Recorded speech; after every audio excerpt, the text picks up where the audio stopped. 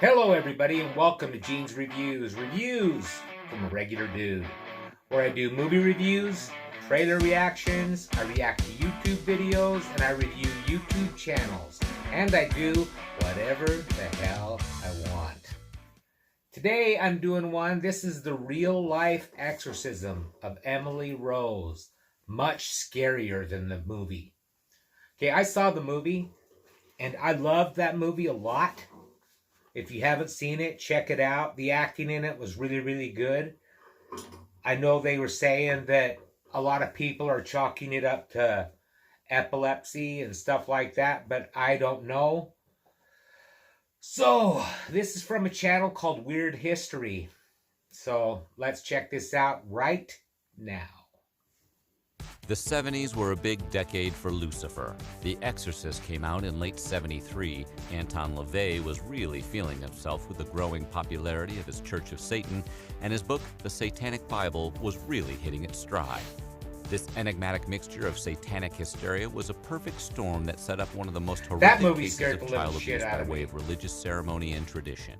In this video, we'll uncover the violent truths that still shroud Anneliese Michel's death and the 67 exorcisms she endured, which inspired the Exorcism of Emily Rose. But before we get started, now's a great time to subscribe to Weird History. Leave us a comment and let us know what strange... Could you imagine that? Going through 67 exorcisms.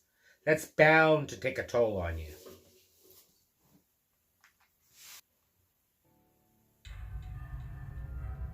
Anneliese Michel was born on September 21st, 1952, to a fairly normal Bavarian family in West Germany.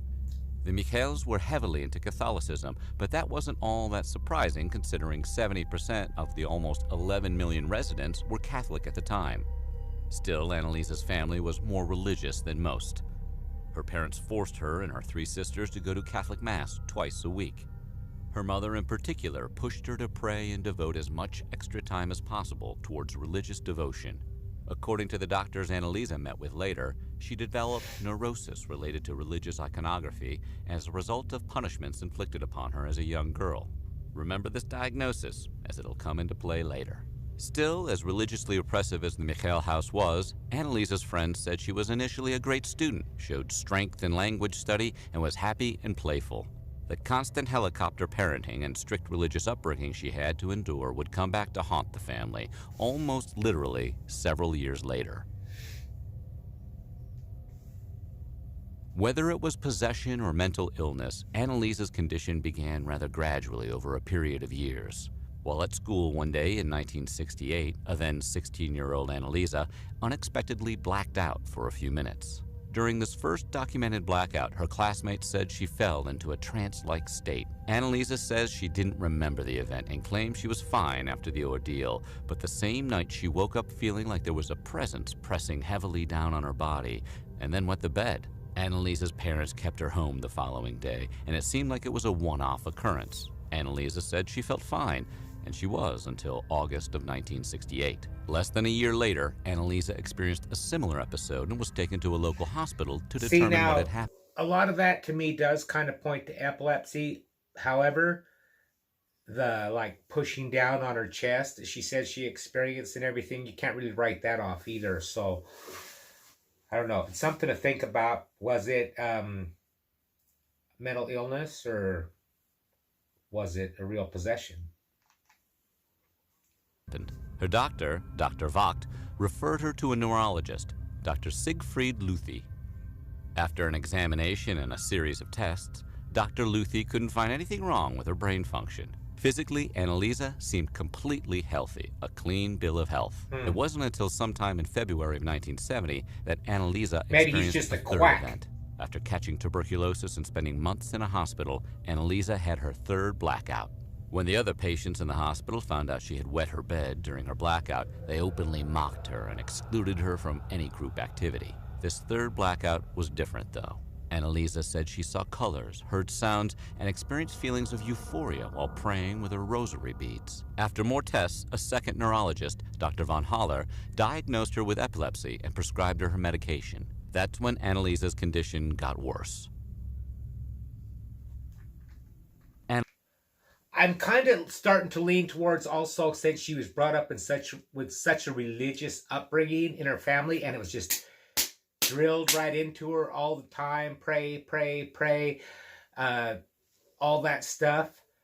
I'm wondering if it did kind of just affect her a little bit up there, and it wasn't real, and was just a mental illness.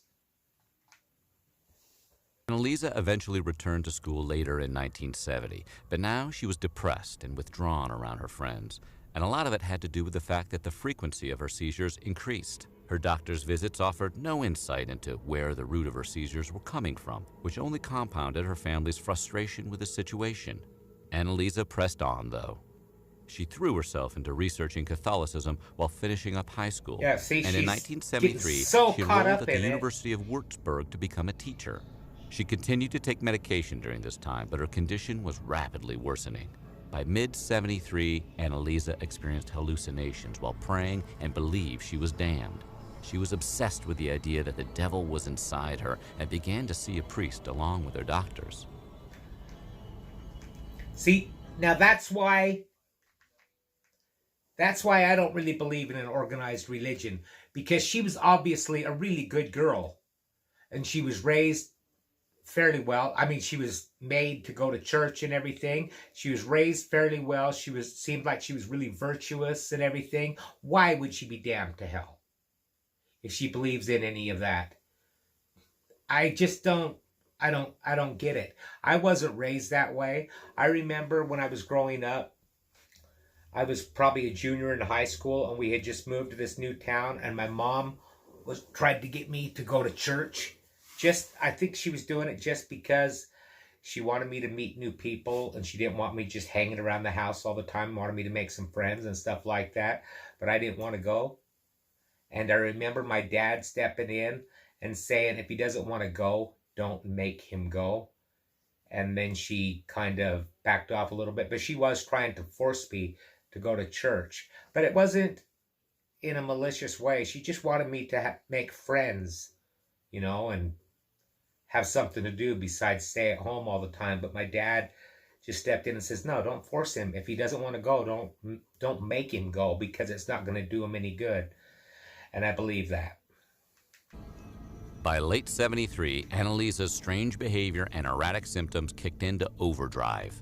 Her parents took her out of college and kept her confined, mostly to her bedroom. It was during this time when she started taking Tegretol, an anti-seizure drug and mood stabilizer. It should also be noted that at this time, Anneliese said she heard a knocking in her bedroom. Her sisters confirmed that they heard the knocking as well. She also said she heard a voice that would regularly damn her to hell.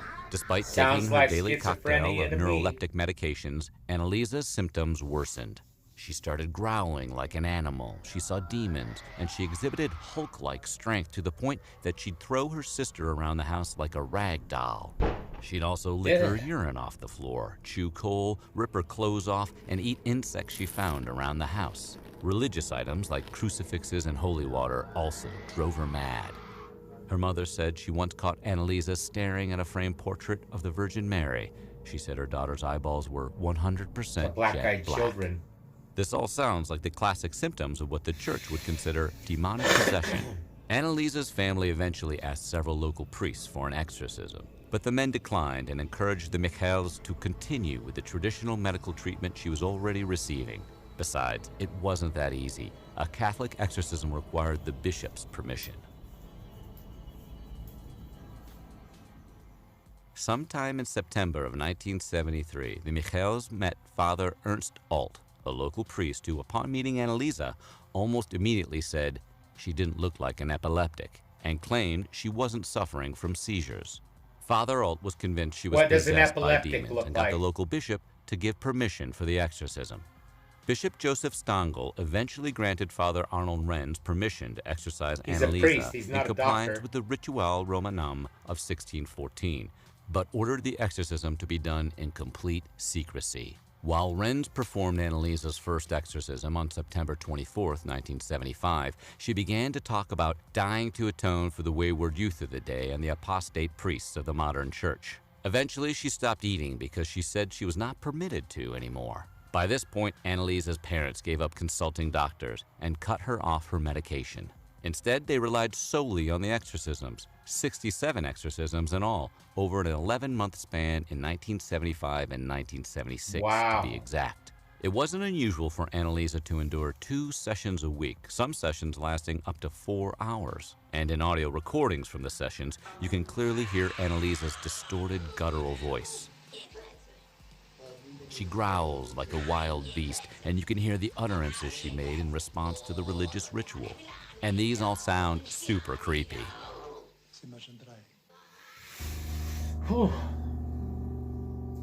The gruesome audio recordings during her exorcisms also reveal that Fathers Renz and Alt talked to 6 spirits allegedly possessing Anneliese. These spirits, or personalities if that's what they were, made up a murderer's row of evil incarnate. Lucifer, Judas Iscariot, Nero, Cain, Hitler, and Valentin Fleischmann, a disgraced Frankish priest from the 16th century. Given Anneliese's history with religion and her obsession with Christian teachings, there were later theories that Anneliese chose these figures intentionally. It's almost impossible not to agree. Despite being pretty much skin and bones at this point, Anneliese still had to be held down while her exorcisms took place. This abuse, along with a lack of medical treatment and food or water, took a toll on her body, and she died at home on July 1st, 1976.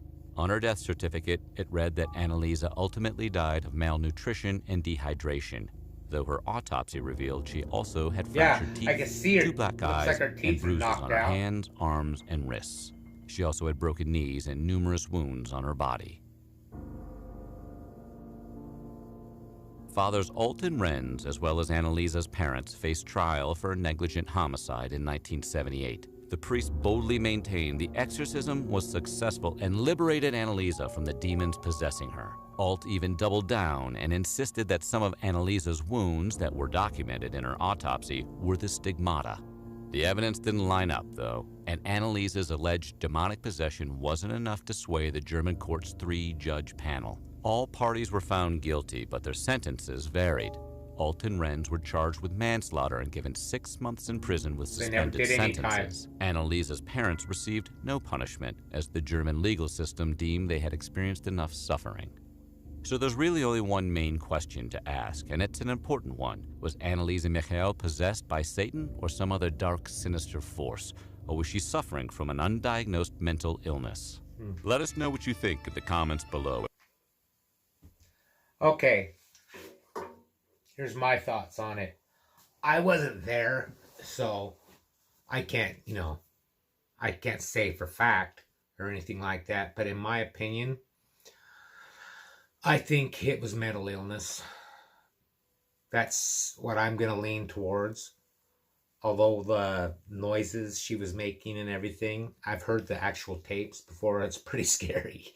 It's really, really creepy. I'll have to play them sometime for you. But yeah, I think it was a mental illness. It's really tragic because the only victim there, in my opinion, is Anneliese.